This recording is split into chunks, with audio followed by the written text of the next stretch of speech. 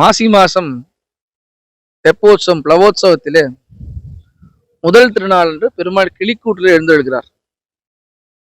அதனை கிளிக்கூடு என்ன விசேஷம் அப்படின்னா, ஆகமத்திலே ஒரு சில ஆகமங்களிலே இன்னும் பிரிசைஸா சொல்லணும் அப்படின்னா, கபிஞ்சலம்னு ஒரு சம்ஹிதை இருக்கு. அந்த சம்ஹிதையில இந்த பெருமாளுக்கு பொதுவாக கிளிக்கூடு செய்ய வேண்டும் என்றும், அந்த கிளிக்கூட்டிலே பெருமாளை ஏழாவது எழுந்துள்ள பண்ணி ஆவாகனம் செய்து அந்த பெருமாளை ஆராங்கம் செய்ய வேண்டும் என்றும் ஆகமங்கள் சொல்கின்றன. பல ரத்னத்திரயமான பாரமேஷ தியாக ஈஸ்வர சம்ஹிதைகளிலும் இதை பத்தி விவரணமாக சொல்லப்படுகிறது. இந்த கிளிக்கூடனுடைய விதானங்கள் எப்படி இருக்கணும்னு இந்த கபிஞ்ச சம்ஹிதை சொல்லியிருக்கே தவிர, இந்த கிளிக்கூடுல ஏழை பண்ணி பெருமாள் ஆராதனம் செய்ய வேண்டும் என்று பாரமேஸ்வர ஈஸ்வர சம்ஹிதைகளும் சொல்லியிருக்கு. கிளிக்கூடுனா என்ன அப்படின்னா, ரெண்டு விதமான அர்த்தம் பார்க்கலாம்.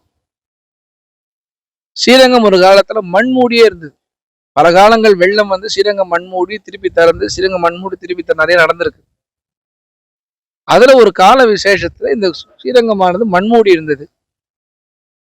அப்ப இங்க நடந்த இந்த சோழராஜா இங்க பெருமாளுக்கு இங்க இருக்கக்கூடிய இங்கதான் ஆண்டு வந்தா, அப்ப மலை மாதிரி மண் மூடி இருந்திருக்கு இந்த ஊர்.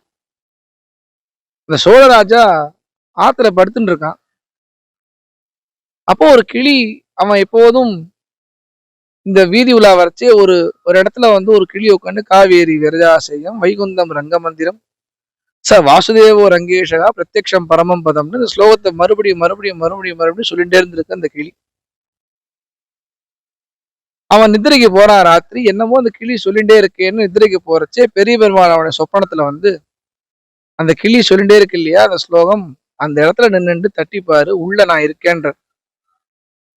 அடுத்த நாள் காலம் அழல் அடிச்சுன்னு ஓடி வந்து அந்த இடத்த தட்டி பார்த்து மொத்தத்தையும் மண்ணெல்லாம் எடுத்து பாக்குறா. இன்னைக்கு நம்ம பார்க்கக்கூடிய ஸ்ரீரங்கம் கோயில் அப்படியே எனக்கு இங்க இருந்தது.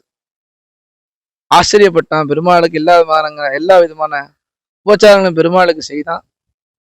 அப்பேற்பட்ட ராஜா கிளிச்சோழன்றே பேர் பெற்றான் அந்த ராஜா.